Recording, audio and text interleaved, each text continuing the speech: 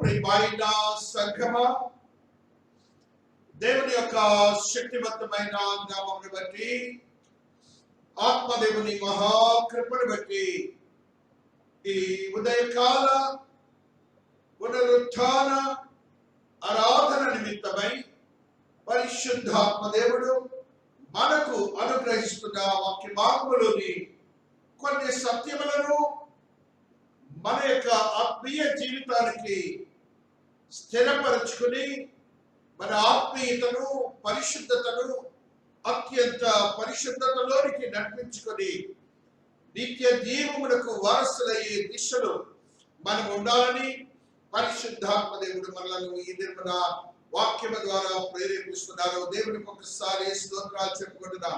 హల్లెలూయా. సంఘములో మనము ప్రతినిత్యము సత్యయుక్తమైన, మర్మయుక్తమైన ఆత్మీయ బోధనను ప్రతినిత్యము ధ్యానిస్తున్న క్రమంలో ఈ దినములకై ఆత్మదేవుడు మాట్లాడుతున్న కొన్ని సత్యాలలో ఒక భాగమే దేవుడు యేసయ్య మనతో ఒక ఉపమాన రీతిగా ఉన్నటువంటి ఒక భావాన్ని మన జీవన క్రమానికి చెప్తూ ఉన్నారు. పరిశుద్ధ గ్రంథములో ప్రతినిత్యము ఆ గ్రంథంలో లిఖించబడిన వాక్యములను బట్టి నీతిమంతుడు అనే ఒక మాటని నౌన్ ఫామ్ ఇంగ్లీష్ లో నీతిమంతుడు అనే మాట ఎప్పుడూ లిఖించబడి ఉంటుంది. అసలు నీతిమంతుడు అంటే ఏమిటి? దేవుడు నీతిమంతుడు అనే మాటని నిర్వచిస్తున్నాడు. ఇలా నీతిమంతుడు ఆబ్లిక్ విశ్వాసి, ఆబ్లిక్ క్రిస్టియన్, ఆబ్లిక్ దేవుని యందు భయభక్తులు గలవాడు. నీతిమంతుడు లేక విశ్వాసి లేక క్రైస్తవుడు లేక దేవుని యందు భయభక్తులు కలవాడు. ఈ భావాలను మీరు గుర్తుపెట్టుకోవాలి. నీతిమంతుడు అనగానే దేవుని ఎరుగని బిడ్డల్లో కూడా నీతిమంతులు ఉంటారు. దేవుని ఎరుగని బిడ్డల్లో కూడా నీతిమంతులు ఉంటారు. వారైతే ఈ లోకరీతిగా ఉన్నటువంటి మంచి చెడులను బట్టి నీతిమంతులుగా ఉంటారు. కానీ మనమైతే దేవుని వాక్యానుసారమైనటువంటి నీతిని బట్టి జీవిస్తాం. దేవునికి ఒకసారి స్తోత్రాలు పెట్టండి. It is the definition of the God. దేవుడు నిర్వచిస్తున్నటువంటి నిర్వచనాన్ని మన జీవితాల్లో మనం భద్రపరుచుకున్నామో లేదో మనకైతే తెలియదు. కానీ ఒకవేళ మనం భద్రపరుచుకుంటే లెట్ us పాలిష్ ఇట్, దాన్ని షైన్ చేసుకుందాం. ఒకవేళ లేకపోతే మనకు మనముగా ఆ నీతి ఏమిటో మనం తెలుసుకుందాం. దేవుడు మాట్లాడుతున్న ఒక మాటని ఒకసారి చూస్తున్నాం. ఇద్దరు నీతిమంతులు దేవాలయంలోనికి వెళ్ళారట. నీతిమంతులు అని చెప్పుకుంటున్న వాళ్ళు. ఆయన ఇంకా వారిని జడ్జి చేయలేదు, తీర్పు చేయలేదు. దేవుడు వారిని తీర్పు చేయలేదు. అయితే వారికి వారుగా అనుకుంటున్నారు, నేను నీతిమంతుడిని, నేను నీతిమంతుడిని అనే మాటలు చూడండి. 9వ వచనములు, తామే నీతిమంతులమని తమ్ము నమ్ముకొని ఇతరులను తృణీకరించు కొందరితో ఆయన ఈ ఉపమానము చెప్పెను. ఇది ప్రతి నిత్యము మన యొక్క దైనందిక క్రైస్తవ జీవితంలో, సంఘములలో, విశ్వాసుల ద్వారా మనం చూస్తున్నటువంటి మాట ఇది. తామే అనగా సెల్ఫ్, నేను అనేది క్రైస్తవ్యంలో లేదు.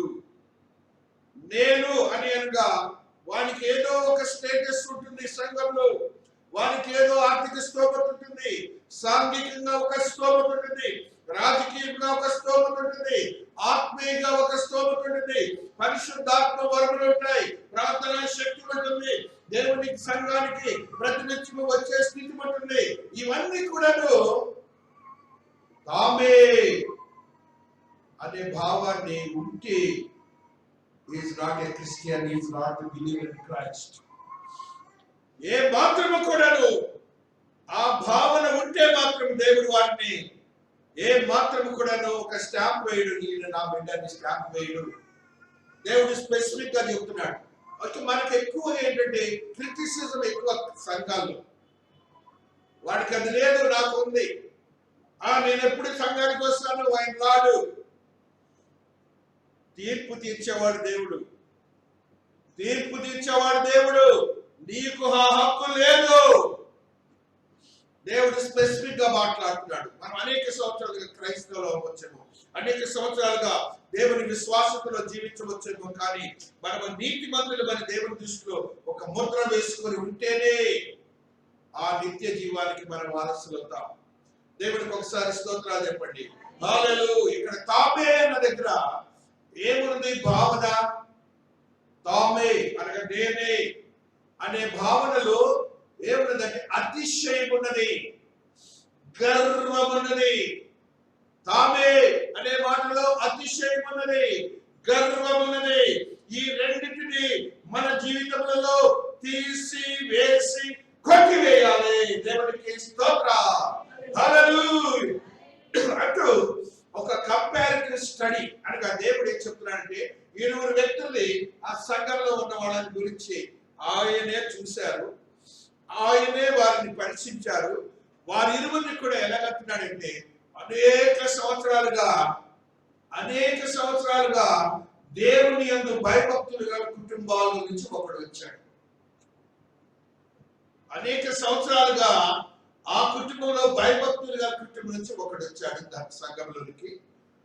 అతను అప్పుడే దేవుని యందు భయభక్తులు కలిగి రక్షించబడి పాపమును విడిచి దేవుని యందు రక్షణార్థమైన జ్ఞానమును పొంది దేవుని సన్నిధికి వచ్చిన ఒక వ్యక్తి వచ్చారు. ఇరువురిని దేవుడి లాగా చూస్తున్నాడు. వారి ఇరువురి యొక్క మనోభావాన్ని దేవుడు చూస్తున్నాడు. పరిసయ్యుడు అనే మాట మీరు అక్కడ చూసే ఉంటారు. చూడండి 10వ వచనంలో, ప్రార్థన చేయుటకై ఇద్దరు మనుషులు దేవాలయమునకు వెళ్ళిరి, వారిలో ఒకడు పరిసయ్యుడు, ఒకడు సుంకరి. పరిసయ్యుడు అన్న దగ్గరేమో అనేక సంవత్సరాల నుంచి క్రైస్తవుడుగా ఉన్న ఒక కుటుంబం గురించి తీసుకోండి.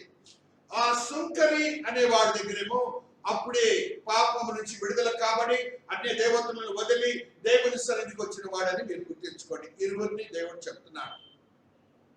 ఇరువురిని దేవుడే స్పష్టంగా మనతో మాట్లాడుతున్నాడు. అయితే దేవునికి అవసరం ఏంటంటే, ఇప్పుడు నాకు నీతిమంతుడు కావాలి, కానీ అనేక సంవత్సరాలుగా దేవుని సన్నిధిలో అనేక బైబిల్ చించేసినోడు నేను అడగట్లేదు. అనేక సంవత్సరాలుగా దేవుని సన్నిధిలో అతిశయంతో ఉన్నవాడిని నేను నా నీతిమంతుడిగా తీర్చట్లేదు అంటున్నాడు. ఆయన అనుకుంటున్నాడు, నేను అనేక సంవత్సరాలుగా మతాల నుంచి నేను రక్షించబడిన వాడిని, నాకు భక్తి ఉన్నది అని అనుకుంటున్నటువంటి వ్యక్తి ఆయన అంటున్నాడు. ఆయన అన్ని కరెక్ట్ చేస్తాడు. ఏం చేస్తాడట చూడండి. ఆయన అంటున్నటువంటి మాటలను చూడండి. ఆ 12వ వచనం, వారమునకు 2 మారులు ఉపవాసము చేయించు. ఉపవాసం అంటే అన్నం తినడు. వారానికి 2 మార్లు అన్నం తినడు. ఆయనకి ఇండైజెస్ట్ సిస్టమ్ మనకైతే తెలియదు, కానీ అన్నం అయితే తినడు. అంటే దేవునికి ఉపవాసం ఎలా ఉండాలి? నీ హృదయానికి, మనస్సుకి, ఆత్మకి ఉపవాసం ఉండాలి, శరీరానికి కాదు. నీ ఆత్మ, మనస్సు ఏ పరి విధాలుగా ప్రవర్తించకపోవడమే ఉపవాసము. దానిలో ఏ విధమైన లోకరీతిగా ఉన్నటువంటి ఆశలకు సంబంధించినటువంటి మనస్సు లేకుండా ఉండటమే ఉపవాసము. It should have to be diverted from the world to the God. ఆ లోకములోనికి నీ మనస్సుని, నీ ఆత్మను పోనీయకుండా దానిని ఉపవాసంలో ఉంచుకోవటమే. నీ లోక ఆలోచనలు, లోక క్రియలలోనికి నీ యొక్క జీవితాన్ని వెళ్లకుండా ఉపవాసం ఉండటమే ఉపవాసము. వ్యాపారం గురించి ఆలోచించడం, నీ జీవితం గురించి ఆలోచించడం, నీ కుటుంబం గురించి ఆలోచించడం, ఇవన్నీ కొట్టేయాలి. ఉపవాసం అంటే అది అన్నం తినకపోవటం ఉపవాసం కాదు. కొంతమంది అన్నం తినకపోవటం మంచిడు వరకు తాగుతారు, టీ వరకు. ఇవన్నీ దేవుడికి అవసరం లేదు. నా దేవుడికి కావాల్సింది ఒకటి, పరిశుద్ధత, పవిత్రత, దేవుని యొక్క ఆత్మీయతతో కూడిన శక్తివంతమైన స్థితి నీకు ఉండాలి. అదా ఉపవాసం కావాలి. ఈయన ఏమంటున్నాడంటే, నేను 2 మార్లు ఉపవాసం ఉంటున్నాను. అది మెటీరియలిస్టిక్ ఫాస్టింగ్ అంటారు. అంటే తెలుగులో లోకానుసారమైనటువంటి పరిస్థితి, అంటే లోకరీతిగా ఉన్నటువంటి పరిస్థితులు. కొన్ని మతాలు వాళ్ళు శాండే ఉపవాసం ఉంటారు, వాళ్ళకి అది కన్వెన్షన్, అది అలవాటు వాడు. మనం కూడా ఉపవాసాలు ఉంటాం 40 దినాలు. యేసయ్య కూడా 40 దినాలు ఉపవాసం ఉన్నారు.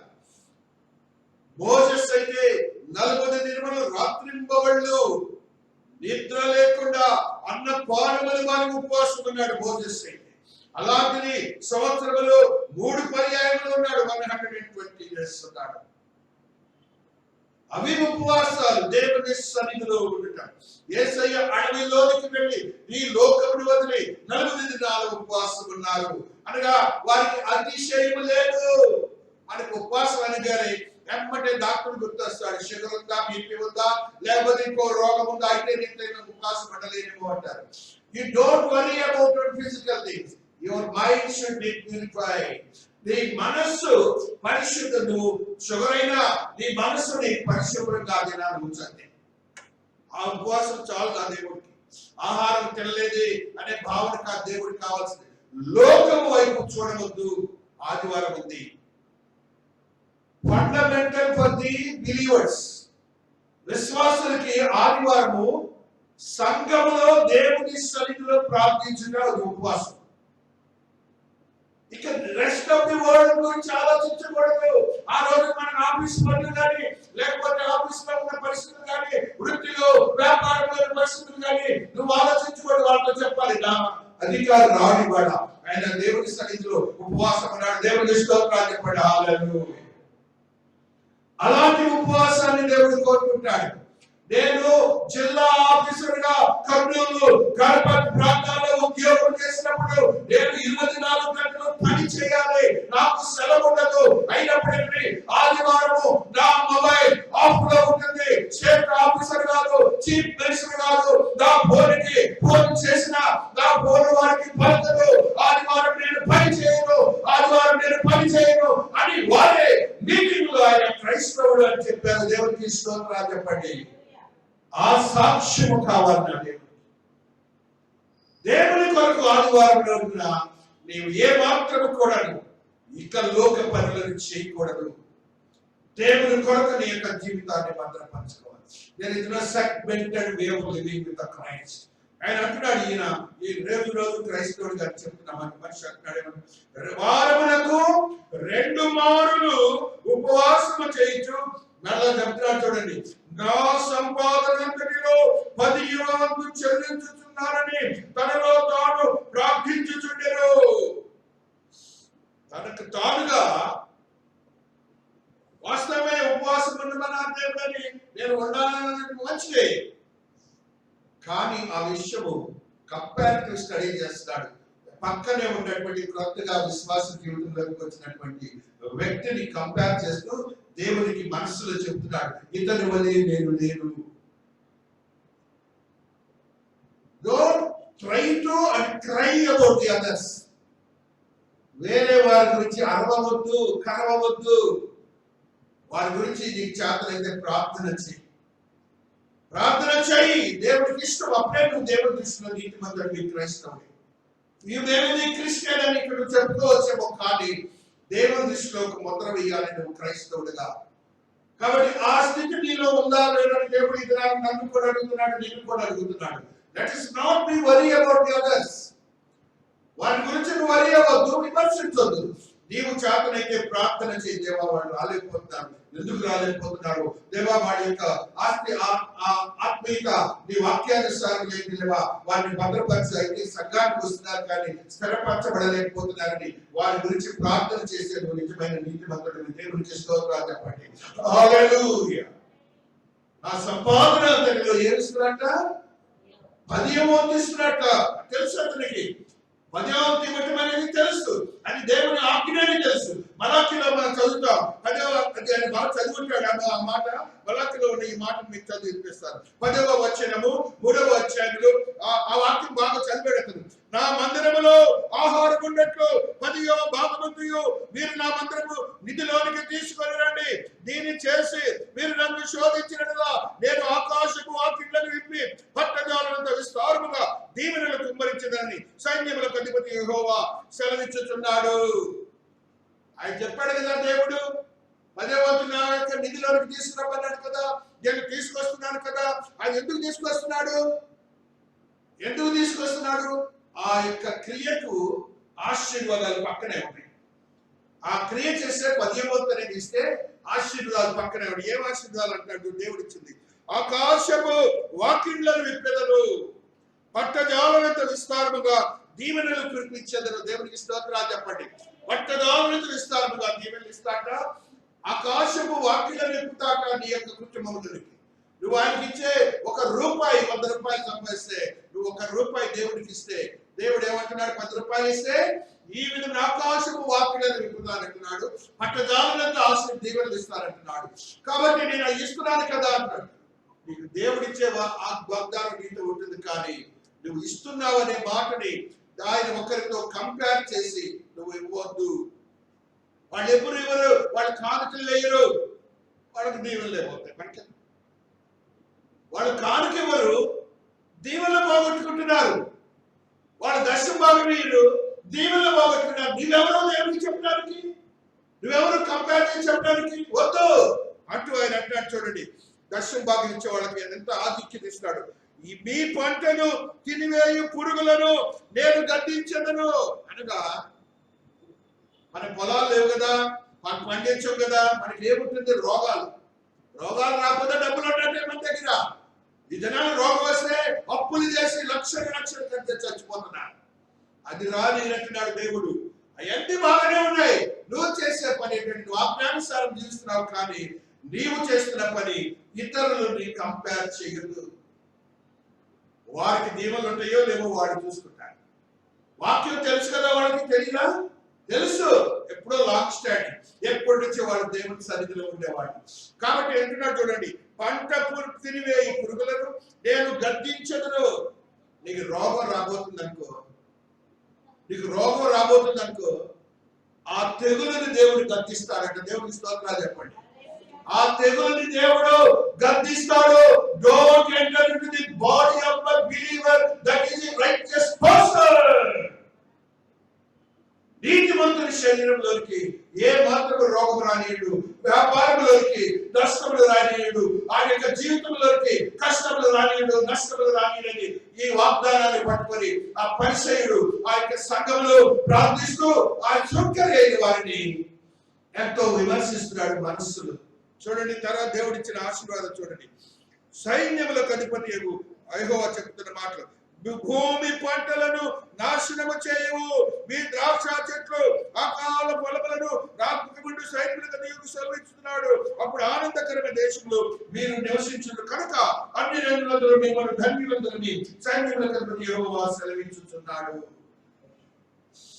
నీ యొక్క ఆశీర్వాదాలు చూసి దేవుని ఎదురు వారట అన్యజనులు, దేవుడు నమ్ముకున్న వాళ్ళకి ఎలా ఉంటుందా అని వారెంతో ఆశ్చర్యముగా నీ దేవుని ప్రసిద్ధిస్తారట. నువ్వు ఇచ్చే దశభాగంలో ఒక రక్షణార్థమైన జ్ఞానము కూడా వస్తుందని దేవుడికి స్తోత్రం. ఒకరిని రక్షించినప్పుడు నీ నామము ఆ పరిశుద్ధ గ్రంథంలో లిఖించబడి ఆ గ్రంథంలో దేవాది దేవుడు నీవు చేసిన క్రియకు తగినటువంటి స్థానములు 30 వంతులు 60 వంతులు 100 వంతులు అనే స్థితిని నీకు ఇవ్వబోతున్నాడు. దేవుడికి స్తోత్రం.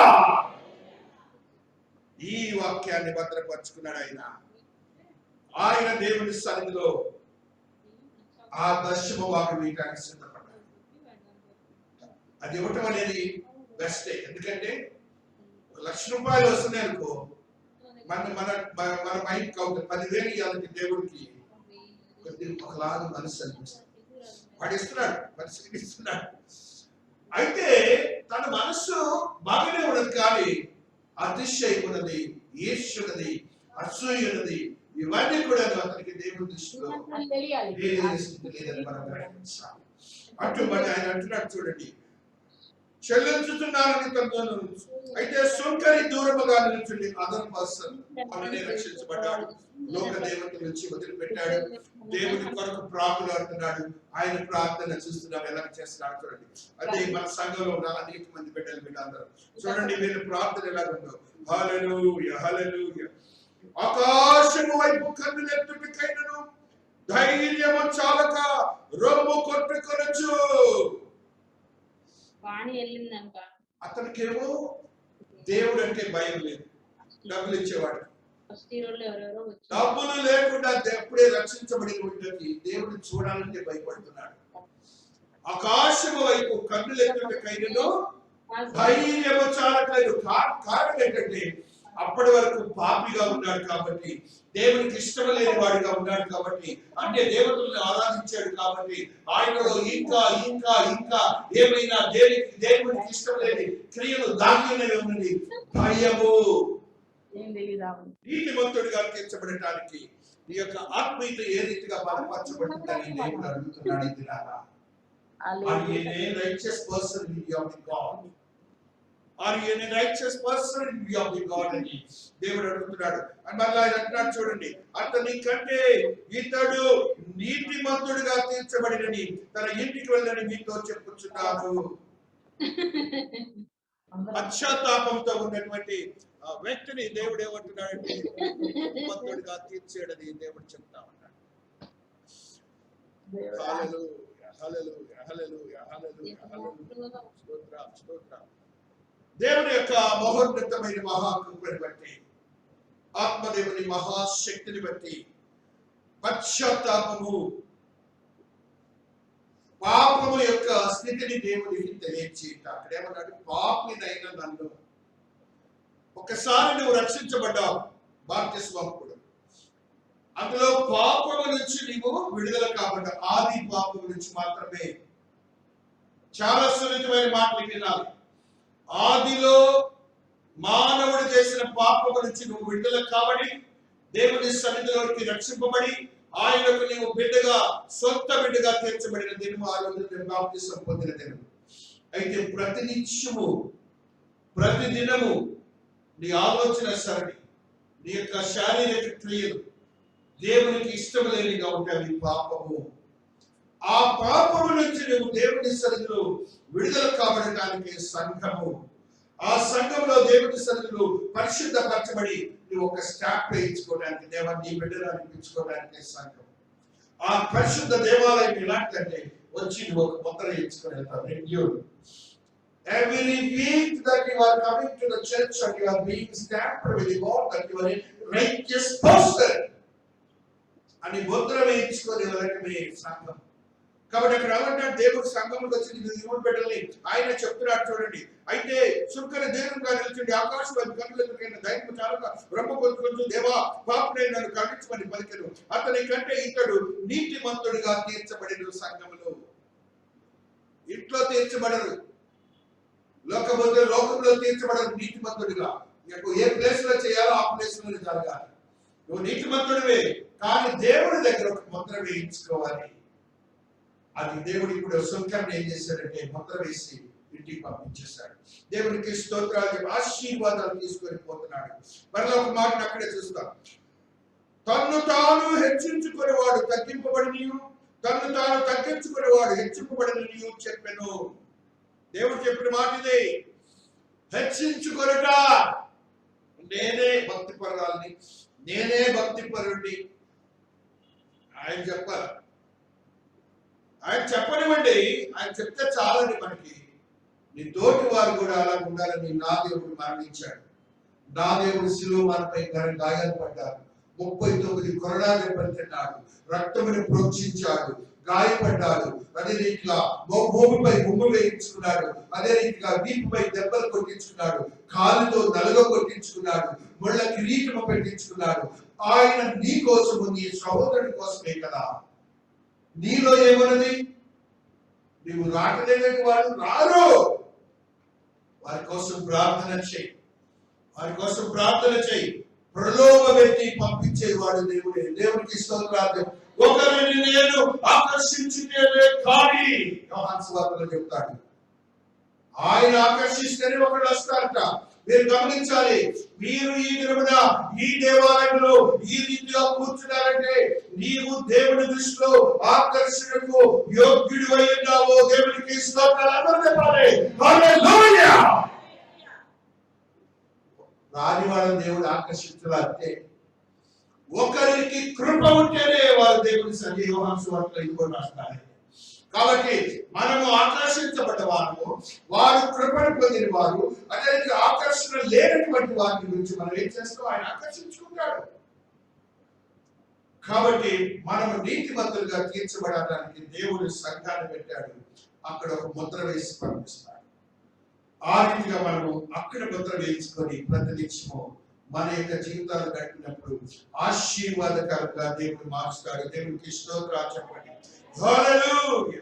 ఆ రీతిగా దేవుని యొక్క ఆత్మీయతలో బలపరచబడినటువంటి మనం అందరం కూడా నీతిమంతులుగా తీర్చబడాలి. గలతీయులకు రాసిన పత్రిక 6వ అధ్యాయం 3వ వచనమును మనం చదువుకుంటూ వస్తున్నాం. గలతీ 6:3 వచనము. హల్లెలూయా. స్తోత్రం. ఎవడైనను వట్టివాడై ఉండి తాను ఎన్నికైన వాడిని ఎంచుకొని ఎడల తన్ను తానే మోసపరచుకొనును. దేవుడు స్పష్టంగా చెప్తున్నాడు. అసలు ఏమన్నది అది వట్టివాడంటే? ఇదివరకు ఇప్పుడు కొండలు లేవు కానీ ఓటి కొండలు అని అంటారు. కొండలు మా కుమ్మరి తయారు చేస్తాడు. ఆ కుమ్మరి తయారు చేసిన కొండని మనం ఎలా కొనుక్కుంటామంటే అది ఓటి కుండ లేదు, మనం నీళ్లు పోయకూడదు.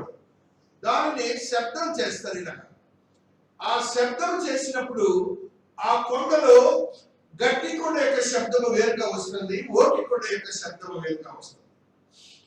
ఆ కొండలో నీళ్లు పోస్తే ఎందుకు పనికిరాదు. వట్టివాడనే వాడు అటువంటి వాడే. ఏమి ఉండదు కానీ ఏమంటున్నాడు, తాను ఎన్నికైన వాడని అనగా దేవుని దృష్టిలో నేను నీతిమంతుడని. ఎప్పుడు కూడా అది మనకొద్దు. ప్రతి నిత్యము మనం నీతిమంతుడిగా తీర్చబడాల్సిందే. దేవునికి స్తోత్రాలు చెప్పండి. హల్లెలూయా. ఆ 4వ వచనం కూడా ప్రతి వాడును తాను చేయు పనిని పరీక్షించి చూచుకొనవలెను.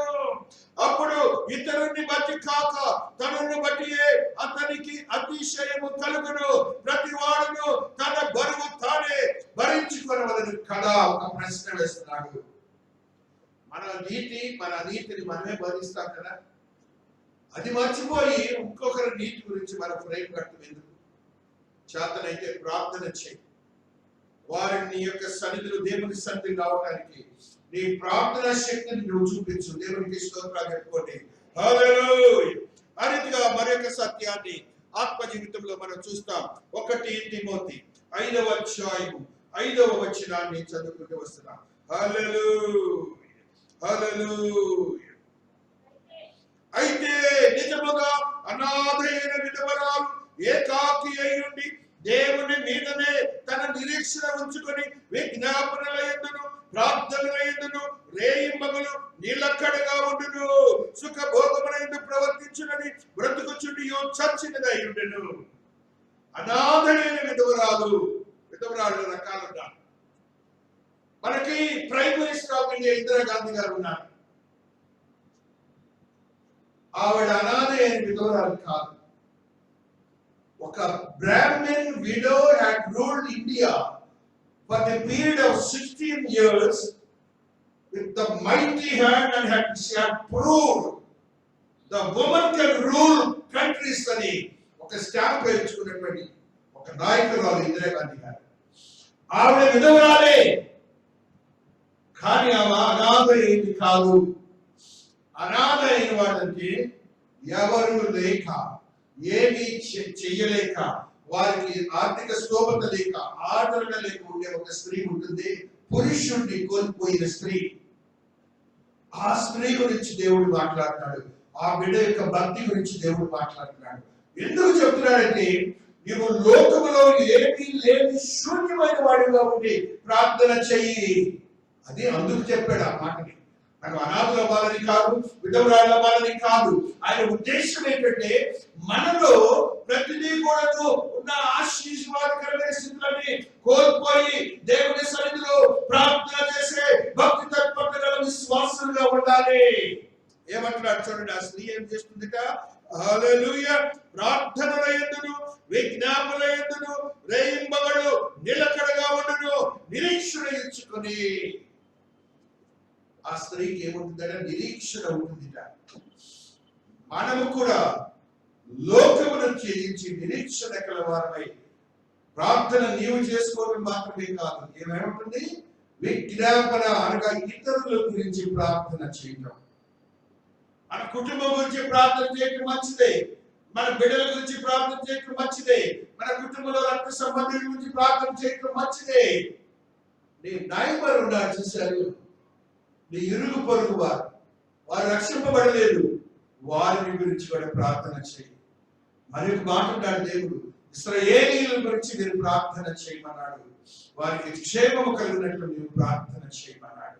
కాబట్టి మనం విజ్ఞాపనలు, ప్రార్థనలు, భక్తి తత్పరత ఇవన్నీ కూడా ఎప్పుడంటే నువ్వు శూన్యమైపోవాలి, నువ్వు ఏమీ లేని దాని అయిపోవాలి, ఈ లోకంలో అధికారులు కోల్పోయిన దాన్ని అవ్వాలి, ఈ లోకంలో ఆధిపత్యములు కోల్పోయిన దాన్ని అవ్వాలి, నీలో ఏమీ కనపడలేదు కానీ దేవుడు ఉద్దేశం. కానీ అనాది అయినటువంటి ఆ విధవరాల గురించి దేవుడు మాట్లాడట్లేదు, ఆవిడ యొక్క జీవన క్రమంలో ఉన్న శూన్యతల గురించి మాట్లాడుతున్నాడు దేవుడు.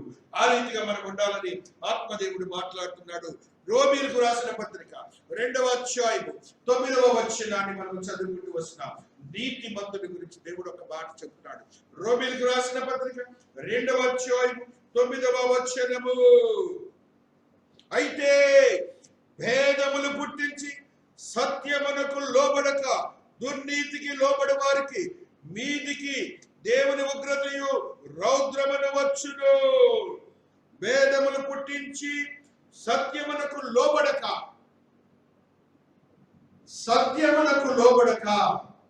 మనం లోబడాలి దేవుని వాక్యానికి. సత్యం అంటే దేవుని వాక్యమే, సత్యం అంటే యేసయ్యే. ఏమంటాడు దేవాదేవుడు? నేనే మార్గమును సత్యమును జీవమునై ఉన్నాననే మాటలు మాట్లాడుతుంది. ఆయనే ఎఫర్మేటివ్, ఇంగ్లీష్ లో ఎఫర్మేటివ్ సెంటెన్స్ అంటారు. నేనే అని చెప్పగలిగిన ఏకైక దేవుడు. దేవుడికి స్తోత్రాలు చెప్పండి. ఆ సత్యమునకు లోబడక, నీవు సత్యానికి లోబడాలండి, యేసయ్యకు లోబడాలండి, ఆయన స్వారూప్యాన్ని కల్పించాలండి అంటున్నాడు. చూడండి, దుర్నీతికి లోబడి వారి మీదకి. నీతి దుర్నీతి, నువ్వు నీతిమంతుడివి, ఇప్పుడు నువ్వు నీతిమంతుడివి, దుర్నీతికి లోబడే వారు ఉన్నారు అనగా వారికి నీకు భేదాలు ఉండాలంటున్నాడు. ఏమంటాడు చూడండి, దేవుని ఉగ్రతయు రౌద్రమును వచ్చును, దుష్కారము చేయి ప్రతి మనుషుని ఆత్మకు, మొదట యూదునికి గ్రీసు దేశస్థునికి కూడా శ్రమయు వేదనయు కలుగును. కాబట్టి రౌద్రము, శ్రమ, వేదన, ఉగ్రత మనకి వద్దు. మనం నీతిమంతులుగానే ఉంటాం, మనం అనీతి మనకు వద్దు. ఆ స్థితిలోకి మనం వెళ్ళొద్దని ఆత్మదేవుడు మాట్లాడుతూ వస్తున్నాడు. 3:22లో కూడా ఒక సత్యాన్ని దేవుడు చెప్తున్నాడు. నీకు నాకు ఇచ్చిన యోగ్యత ఈ వాక్యంలో ఉన్నది. 3:22, అది యేసుక్రీస్తునందలి విశ్వాసమూలమునదై నమ్ము వారందరికీ కలుగు దేవుని నీతి అయి ఉన్నది. దేవునికి స్తోత్రాలు చెప్పండి. మనకున్నది ఎవరి నీతి? దేవుని నీతి, లోక సంబంధమైన నీతి కాదు. కాబట్టి ఆ దేవుడి నీతి నీలో ఉన్నది కాబట్టి, ఆ దేవుడు నీలో నివసిస్తున్నాడు కాబట్టి నీ యొక్క జీవన క్రమం ఏ రీతిగా ఉంటే ఆయన స్వారూప్యమును చూపించేదిగా ఉండాలని పరిశుద్ధాత్మ దేవుడు మనతో మాట్లాడుతున్న స్థితిని మనం చూస్తూ వస్తున్నాం. పరిశుద్ధ గ్రంథములు ఒక 2 వ్యక్తుల గురించి దేవుడు మాట్లాడుతున్నాడు. బిలాము గురించి. పేతురు భక్తుడు 2 పేతురు 2:15లో ఆత్మవశుడై పేతురు భక్తుడు రాసినటువంటి మాటని చదువుకుంటాం. ఇది సంఖ్యాకాలంలో ఉంటుంది. అయితే పేతురు భక్తుడు ఆత్మతో నింపబడి ఈ వాక్యాన్ని మనకు తెలియజేస్తున్నాడు. 2వ అధ్యాయంలో ఈ వచనాన్ని మనం చదువుకుంటూ వస్తున్నాం. హల్లెలూయా, హల్లెలూయా. ఆత్మదేవుని ఆత్మశక్తిని బట్టి 15వ వచనం, తిన్నని మార్గమును విడిచి, అది ఫస్ట్ మార్గం మనం తీసుకోవాలి. మనది ఏ మార్గం అంట? నేనే మార్గమును అన్నాడు దేవుడు. ఆ మార్గము విడిచి, ఇంకా దీంట్లో నీ సొంతంగా ఏ మాత్రము కూడా నువ్వు ఆలోచన పెట్టుకోకూడదు. సంఘం విషయంలో కానీ, వాక్య విషయంలో కానీ, క్రీస్తు విషయంలో కానీ, నీకు మాత్రము స్పెషల్ ఐడియాలజీస్ ఏమీ ఉండద్దు. తిన్నని మార్గము అంటే ఇది స్ట్రైట్ వే, దీంట్లో వంకర టింకర్లు ఏమి ఉండవు. ఇది తిన్నని మార్గం, ఇది దేవుని మార్గం. ఈ మార్గమును విడిచినటువంటి ఒక వ్యక్తి గురించి దేవుడు మాట్లాడుతున్నాడు. బెయోరు కుమారుడైన బిలాము పోయిన మార్గమును బట్టి త్రోవ తప్పిపోయిరి. బిలాము అనే అతను త్రోవ తప్పిపోయే అతను ప్రవక్త, దైవజనుడు. ప్రవక్త, దైవజనుడు, దేవుడు చెప్తేనే చేసే వ్యక్తి కూడా. ఇవన్నీ మంచి క్యారెక్టర్సే ఉన్నాయి. దేవుని యొక్క ఆత్మీయతలో బలపరచబడ్డవాడే. అయితే ధనము కోసము దేవుని సత్యమును సత్యముగా బోధించక ఆ ధనము నిమిత్తము వక్ర మార్గంలోకి వెళ్ళినటువంటి దైవజనులను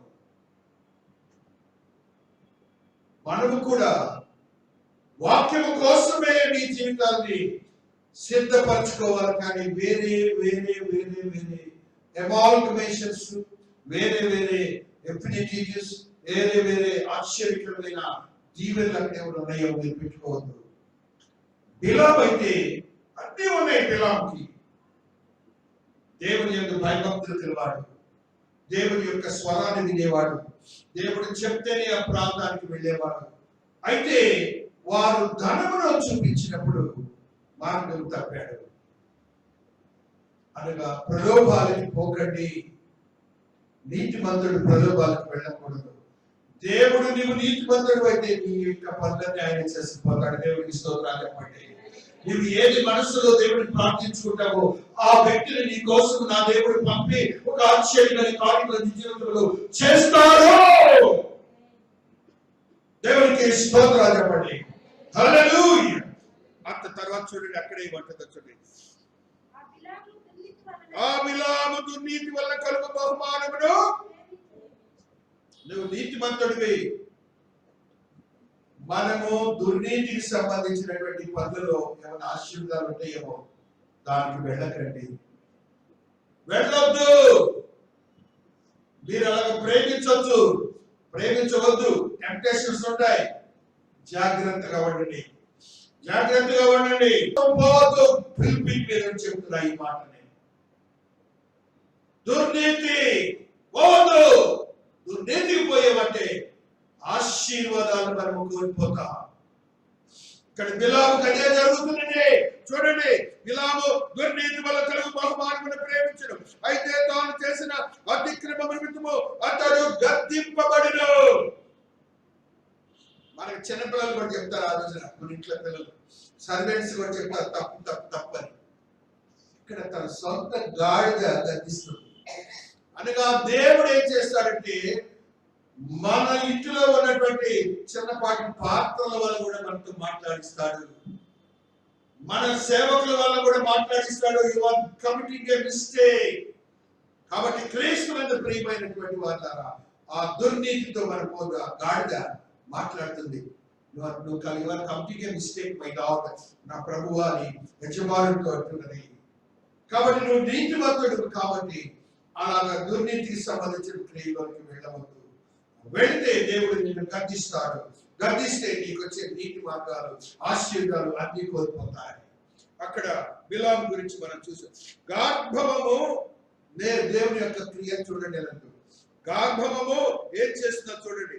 గార్భవము మానవ స్వరముతో మాట్లాడి, గాడిద మనిషిలాగా మాట్లాడుతుందంట. దేవుడికి ఒకసారి స్తోత్రాలు చెప్పండి. ఓన్లీ క్యాస్ట్ ఉంటుంది ప్రపంచంలో. ఈ ఒక్క గాడిదే మాట్లాడి ఉంటుంది. దేవుడు మాట్లాడించిన గాడిదే ఒక్కటే అయి ఉంటుంది. దేవుడికి స్తోత్రాలు చెప్పండి. హల్లెలూయా. యజమానుడితో మాట్లాడుతుంది. అప్పటి వరకు మోసింది అతన్ని. అప్పటి వరకు మోసింది. ఆ గర్భం మాట్లాడి ఏం చేస్తుంది? అది కూడా ఏమంటుంది? ప్రేమిస్తుందా? రిక్వెస్ట్ చేస్తుందా? కాదు, గర్దిస్తున్నది. దేవుడికి స్తోత్రాలు చెప్పండి. కాబట్టి నీవు ఎప్పుడైతే ఆ నీతికి వెళ్తావో నీవు కాదన్న వాడు, తేలికైన వాడు కూడా నిన్ను గర్దిస్తాడు.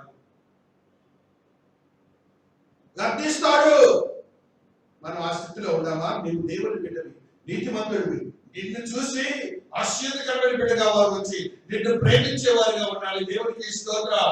హల్లెలూయా. ఆ రీతిగా మనం ఆ స్థితిలో ఉన్నటువంటి బిడ్డని బట్టి మనం మరి యొక్క వ్యక్తిని గురించి మాట్లాడుకుంటాం.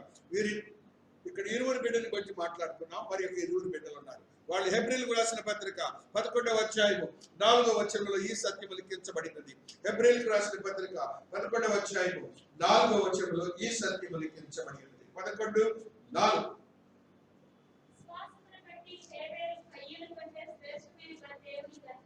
కయ్యూను కంటే శ్రేష్టమైన నీ యొక్క బలి యాగం ఎలా ఉందంటే హృదయం శ్రేష్టమైనదిగా ఉండాలి దేవుని దృష్టిలో. ఉండే 1.5 hours 2 hours అయినా కూడా శ్రేష్టమైన వాడిగా దేవుడు నిన్ను దృష్టిస్తాడు. ఇక్కడ ఉంటాడు ఆయన, మన మధ్యలో సంచరిస్తారు ఆయన. ఆ శ్రేష్టమైన వాడు ఆ నీతిమంతుడుగా కాదని ఆ అన్నదమ్ముడు ఇద్దరిలో చేసినటువంటి బలిని బట్టి దేవుడు ఆశీర్వదకరంగా ఆ బిడ్డల గురించి మాట్లాడుతున్నాడు. ఎవరు మాట్లాడి ఈ సర్టిఫికేట్ ఎవరు ఇస్తున్నారు? దేవుడే ఇస్తున్నాడు. శ్రేష్టమైన దానిని ఆయనకున్నటువంటి గొర్రె పిల్లలలో శ్రేష్టమైన దాన్ని దేవుడికి ఇవ్వడానికి ప్రయత్నం చేస్తున్నాడు.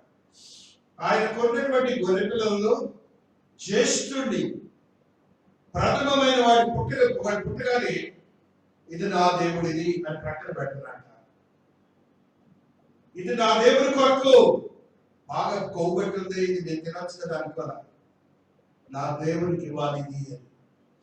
కాబట్టి ఆ మనస్సును దేవుడు చూస్తాడు. కానీ నీ లోకరీతిగా ఉన్నటువంటి ఆలోచన సరే నీవు చూసి నేను నీతిమంతుడు అన్నాడు దేవుడు. కాబట్టి మనం నీతిమంతులుగా తీర్చబడటానికి దేవుని దృష్టిలో శ్రేష్టమైన వాటిని మనం ఇవ్వాలి.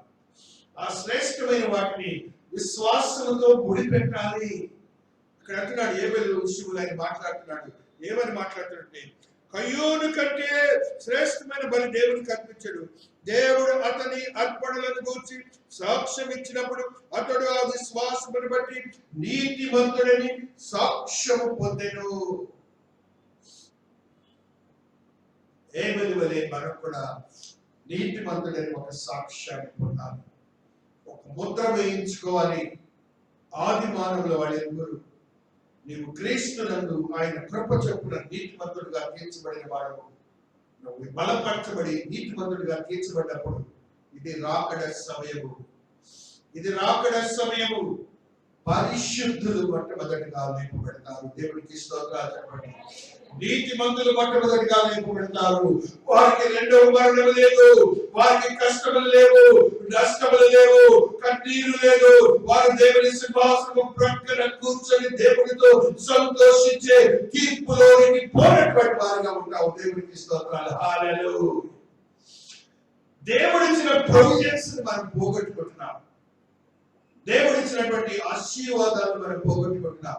రెండవ రాకడ గురించి, గ్రేట్ ట్రిబులేషన్ గురించి నువ్వు ఏం చేయని అవసరం లేదు. నువ్వు ఆ యొక్క శ్రమల కాల దినాల గురించి వేచి ఉండడం అవసరం లేదు. రెండవ రాకడ గురించి వేచి ఉండవలసిన లేదు. ఇవన్నీ అక్కడే ఉంటాయి. నీవు ముందుగానే దేవుడి సన్నిధిలోకి వెళ్ళి దేవుడి పాదముల ఎదుట కూర్చొని ఆయన సింహాసనం మీద సింహాసనాసీనుడైన యేసయ్య ఎదుట ఉంటావు. దేవునికి స్తోత్రం. అది నీతిమంతుడికి యోగ్యత. 1 తెస్సలోనికీలో మనం ఎప్పుడు చదువుకుంటాం, నీతిమంతులు లేపబడే స్థితిని. ఆయన ఆకాశ మహాకాశంలోకి వచ్చినప్పుడు వారు సజీవులైనటువంటి మనము ఈ రీతిగా మార్చబడతామట. మహిమ శరీరాలుగా మార్చబడి ఆయన సన్నిధిలోకి వెళ్ళిపోతామట. ఇక మనకి తీర్పు లేదట, మనకి ఇక రెండవ మరణము లేదట. మనం ఎప్పుడు ఆయన సన్నిధిలో హల్లెలూయా స్తోత్రం స్తోత్రం అనే యోగ్యతను మనం సంపాదించుకుంటాం. దేవునికి స్తోత్రం చెప్పండి. హల్లెలూయా. ప్రకటన గ్రంథంలో ఈ మాటను ఒకసారి చదువుకుందాం. హల్లెలూయా అనే మాటని మనం ఒకసారి చదువుకుంటూ వస్తున్నాం. హల్లెలూయా హల్లెలూయా. 19వ అధ్యాయము ప్రకటన గ్రంథము 1వ వచనం. అటు తరువాత బహు జనుల శబ్దముంది గొప్ప స్వరము పరలోకమందు ఇలాగు చెప్పగా వింటిని, ప్రభువును స్తుతించుడి, రక్షణ మహిమ ప్రభావములు మన దేవునికే చెల్లును. కింద రాసిందా చూడండి 2లో. దేవునికి ఒకసారి హల్లెలూయా చెప్పండి. హల్లెలూయా. ఇప్పుడు మనం హల్లెలూయా అనే మాట చెప్తుంటే హెబ్రీ భాషలోని మాట. ఈ మాటను ప్రభువును స్తుతించుడి అనే మాట. కాబట్టి ఈ యొక్క దేవుని ప్రభువును స్తుతించే మాటను ఇప్పుడు తర్ఫీదు పొందితే రేపు ఆయన సన్నిధిలో హల్లెలూయా అనే మాటను నువ్వు మాట్లాడబోతున్నావు. దేవునికి స్తోత్రాలు చెప్పండి. హల్లెలూయా. ఆ రీతిగా సంఘములకు వచ్చినటువంటి ఇరువురు బిడ్డల గురించి దేవుడు నీతిమంతుల గురించి మాట్లాడినప్పుడు మనం కొన్ని సత్యాలను తెలుసుకొని ఉన్నాం. ఆ రీతిగా సంఘానికి వచ్చినప్పుడు ఆశీర్వాదాలు చదువుకొని మనం ముగించుకుంటాం. ఆ దేవుని కట్టడై ఉంటున్నది సంఘములకు వెళ్తా. సంఘములకు రావటం అనేది దేవుని కట్టడి, అంటే కాన్స్టిట్యూషన్, చట్టము. చూడండి, డిట్రానమీ ద్వితీయోపదేశకాండము 12వ అధ్యాయము 5వ వచనాన్ని చదువుకుంటూ వస్తున్నాం. డిట్రానమీ 12:5 ద్వితీయోపదేశకాండము 12వ అధ్యాయము 5వ వచనము. మీ దేవుడైన యెహోవా మీ సమస్త గోత్రములలో తన నామమును స్థాపించు కొనుటకు నివాస స్థానముగా ఏర్పరచుకున్న స్థలమును వెదకి అక్కడికే యాత్రలు చేయించుండవలెను. దేవునికి స్తోత్రాలు చెప్పండి. ఆయన ఏర్పాటు చేసిన స్థలములకు వెళ్ళి మీరు దేవునికి స్తోత్రాలు చెల్లించాలి. రెండవది కూడా చదువుతాం. ద్వితీయోపదేశకాండము 16:16లో ఉన్న ఈ సత్యాన్ని చదువుకుంటూ వస్తున్నాం. ఏటికి 3 మారులుగా పొంగని రొట్టెల పండుగలోను, వారముల పండుగలోను, పర్ణశాలల పండుగలోను నీ దేవుడైన యెహోవా ఏర్పరచుకుని స్థలమున నీ మగవారందరూ ఆయన సన్నిధి నీకు కనపడవలెను. ఆయన ఏర్పరచుకుని స్థలంలోకి వెళ్ళడానికి మనం సిద్ధపడాలి. ఆ స్థలంలోనే నీకు ఆశీర్వాదాలు ఉన్నాయి. అక్కడే నీవు నీతిమంతుడిగా తీర్చబడతావనే స్థితిని దేవుడు తెలియజేశాడు. దైవాశీర్వాదమునకు వాగ్దానం ఉన్నది. ఆ స్థలంలో దైవాశీర్వాదమునకు వాగ్దానం ఉన్నది. కీర్తనలు 84:4 వచనాన్ని చదువుకుంటూ వస్తున్నాం. కీర్తనలు 84:4లో ఉన్న ఈ సత్యాన్ని ఈ రీతిగా చదువుకుంటూ వస్తున్నాం. హల్లెలూయా, స్తోత్రం, స్తోత్రం. నీ మందిరమునందు నివసించు వారు ధన్యులు, వారు నిత్యము నిన్ను స్తుతించెదరు. ధన్యులు అనే తెలుగు మాటకి ఇంగ్లీష్ లో బ్లెస్డ్ అనగా ఆశీర్వదించబడిన వారు. నీ మందిరములో నివసించే వారందరూ ఆశీర్వదించబడిన వారు. కాబట్టి ఆయన మందిరంలో ఆశీర్వాదాలను మీరు గ్రహించాలి. దుఃఖమునందు ఆశ్రయ దుర్గమై ఉంటున్నది. నువ్వు దుఃఖంలో ఉంటే నీ మందిరము ఆశ్రయ దుర్గమై ఉంటున్నదని గుర్తించుకో. యెషయా 37:1వ వచనాన్ని చదువుకుంటూ వస్తున్నాం. యెషయా 37:1వ వచనము. హిజ్కియా విని తన బట్టలు చింపుకొని గోనె పట్ట కట్టుకొని యెహోవా మందిరమునకు పోయి. హిజ్కియా రాజుకి కష్టం వచ్చింది. ఎక్కడికి వెళ్ళాడు? ఎవరైనా ఆదరిస్తారని ఎవరి దగ్గరికి వెళ్ళాడు? బంధువులు బిడ్డల దగ్గరికి. ఎక్కడికి వెళ్ళాడు? మందిరానికి వెళ్ళాడు. మన మందిరం ఎప్పుడు తీసే ఉంటుంది. మా వాళ్ళందరూ కష్టాలు లేవు, నేను చాలా సంతోషిస్తున్నాను. మందిరం ఎప్పుడు తీసే ఉంటుంది. మాకు కింద పేరేగాలు తీసి పెట్టుంటారు, ఇది కూడా తాళాలు తీసి పెట్టారు. ఎవరు కనపడలేదు. ఇది వరకు బాగా వచ్చేవారు. కారణం ఏంటంటే దేవుని యందు విశ్వాసాన్ని మనం కోల్పోతున్నాం. ఆ శాంక్టిటీ తగ్గిపోతున్నది. కాబట్టి మందిరంలో ఏముందట? దుఃఖానికి ఆశ్రయం ఉందిట. దుఃఖానికి ఆశ్రయ దుర్గమై ఉంటుంది. కాబట్టి మనం మందిరానికి ఎందుకు రావాలో కూడా పరిశుద్ధాత్మ దేవుడు పరిశుద్ధమైనటువంటి బోధల చేయు స్థలమై ఉంటుంది. మీకా భక్తుడు 4వ అధ్యాయం 2వ వచనంలో ఆ సత్యాన్ని తెలియజేస్తున్నాడు. పరిశుద్ధమైనటువంటి బోధలు జరుగుతాయి. మీకా 4. కాబట్టి ఆ కాలమున అన్ని జనుల అనేకులు వచ్చి సియోనులో నుండి ధర్మశాస్త్రము యెరూషలేములో నుండి యెహోవా వాక్కును బయలువెళ్ళును. యాకోబు దేవుని మందిరమునకు యెహోవా పర్వతమునకు మనం వెళ్ళుదము రండి. ఆయన తన మార్గముల విషయమై మనకు బోధించును. మనం ఆయన త్రోవలో నడుచుకుందామా అని చెప్పుకొందరు. అది మన వాక్యం కోసం దేవుని సన్నిధికి వెళ్ళాలంటే పిల్లలతో కానీ భర్తతో కానీ భార్యతో కానీ నేను చెప్పేటప్పుడు చర్చిలో రండి అనండి. దేవుని వాక్యం అక్కడ బోధిస్తారు రండి అనండి. దేవుని స్తోత్రాలు చెప్పండి. హల్లెలూయా. దేవుని మాట అక్కడ బోధించబడుతుంది. ఆ ద్వారా మనం శుద్ధీకరించబడతామనే మాటలు బిడ్డలతో కానీ ఇంట్లో వాళ్ళని డిస్కస్ చేసుకోండి. వృద్ధాప్యమునందు విశ్రాంతి దొరుకు సమయము. హల్లెలూయా, స్తోత్రం. లూకా సువార్త 2:36. లూకా సువార్త 2:36. వృద్ధాప్యమునందు విశ్రాంతి దొరక సమయము. లూకా 2:36. మరియు అషేరు గోత్రికురాలను పనుయేలు కుమార్తెనైన అన్నారు ఒక ప్రవక్తయుడు. ఆమె కన్యాత్మ మొదలు 7 ఏళ్ళు పెనిమిటితో సంసారం చేసి బహుకాలము గడిచినదై 84 సంవత్సరాలు విధవరాలైంది. దేవాలయం విడివక ఉపవాస ప్రార్థనలతో రేయింబగలు సేవ చేయించడను. వృద్ధాప్యములు దేవుని మందిరములో అద్భుతమైన ఆశీర్వాదాలు ఉన్నాయన్న సంగతిని గ్రహించాలని దేవాలయ దేవుడు మాట్లాడుతూ వస్తున్నాడు. మరి యొక్క సత్యాన్ని చదువుకుంటాం. లూకాసు వార్త 4వ అధ్యాయము 16వ వచనంలో ఈ సత్యము లిఖించబడినది. తరువాత ఆయన తాను పెరిగిన నజరేతుకు వచ్చెను. తన వాడికి చెప్పిన విశ్రాంతి దినమందు సమాజ మందిరంలోకి వెళ్ళి చదువుకై నిలిచి ఉండగా ప్రవక్త అయిన యెషయా గ్రంథం ఆయన చేతికి ఇయ్యబడెను. ఆయన గ్రంథముగా ప్రభువు ఆత్మ నా మీద ఉన్నది. దైవాన్వేషం వస్తుంది. పరిశుద్ధాత్మ శక్తితో నింపబడతాం. మందిరంలో పరిశుద్ధాత్మ శక్తితో నింపబడతాం. ఇప్పుడు మీరందరూ మీకు తెలియకుండానే ఆత్మవశులై ఉన్నారు. ఆ సంగతి మీకు తెలియదు, నాకు తెలుసు. దేవునికి స్తోత్రాలు చెప్పండి. హల్లెలూయా, హల్లెలూయా. 18:10 కూడా చదువుతాం. లూకా 18:10 మనం ఇక్కడ చదువుకున్నటువంటి మాటల్లో ఒక సత్యాన్ని ఈ రీతిగా ప్రార్థన చేయడానికి 2 మనుషులు దేవాలయానికి వెళ్ళి వారిలో ఒక పరిసయ్యుడు ఒక సుంకరి. పరిసయ్యుడు నిలువబడి దేవుని యొక్క సన్నిధిలో ఆత్మతో నింపబడి మనము జీవించే వారిగా ఉంటాము. ఆత్మీయతలో స్థిరపరిచే వాడిగా ఉంటామన్న సత్యాన్ని మనం గ్రహించాలి. అపోస్తలులు, పరిశుద్ధ అపోస్తలులు ఏ రీతిగా వాక్యం బోధించారో మనందరికీ తెలుసు. అపోస్తలుల కార్యములు 2:26లో ఈ సత్యము లిఖించబడినది. 2:26వ వచనం. కావున నా హృదయం ఉల్లసించను, నా నాలుక ఆనందించను, నిలకడగా ఉండును. దేవునికి స్తోత్రం. హల్లెలూయా, హల్లెలూయా. మనము సిన్నర్స్ జాబితాలోకి రావద్దు. దేవుని యొక్క ఆత్మలో బలపరచబడి ఆత్మ కార్యాలు జరిగించుకుందాం. ఆ ఒక సత్యం చూసుకొని 2 కొరింథీ 12:7లో ఒక సత్యాన్ని చదువుకుంటాం. 2 కొరింథీ 12:7. హల్లెలూయా, హల్లెలూయా, స్తోత్రం.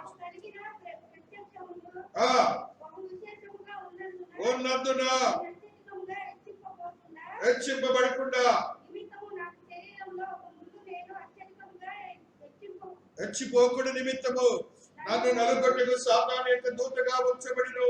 అది నా ఎదురు తొలగిపోను. దాని విషయమై ముమ్మారు ప్రభుని వేడుకుంటుని. అందుకు నా కృప నీకు చాలును.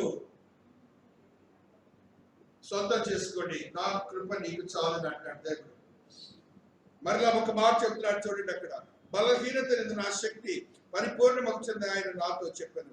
కాగా క్రీస్తు యొక్క శక్తి నా మీద నిలిచేడు నిమిత్తము విశేషముగా నా బలహీనతల్ని బహు సంతోషముగా అతిశయపడుతును. నేను ఎప్పుడు బలహీనుడో ఆయన బలాన్ని ఇస్తాడు. నువ్వు ఎప్పుడైతే నీతిమంతుడిగా తీర్చబడతావో కృప నీతో ఉంటుంది. ఎప్పుడైతే నువ్వు నీతిమంతుడిగా ఉంటావో నీ బలహీనతలు దేవుడు బలాన్ని ఇస్తాడు. అటు స్థితి సంఘమునకు బిడ్డలకు అనుగ్రహించి దేవుడు ఆత్మీయతలో బలపరిచి నీతిమంతులుగా తీర్చి ఆయన యొక్క నీతియుక్తమైన స్థితిలోనికి తీసుకొని నిత్య జీవములోనికి వారసులు కాబడును గాక. ఆమేన్, ఆమేన్. క్రీస్తు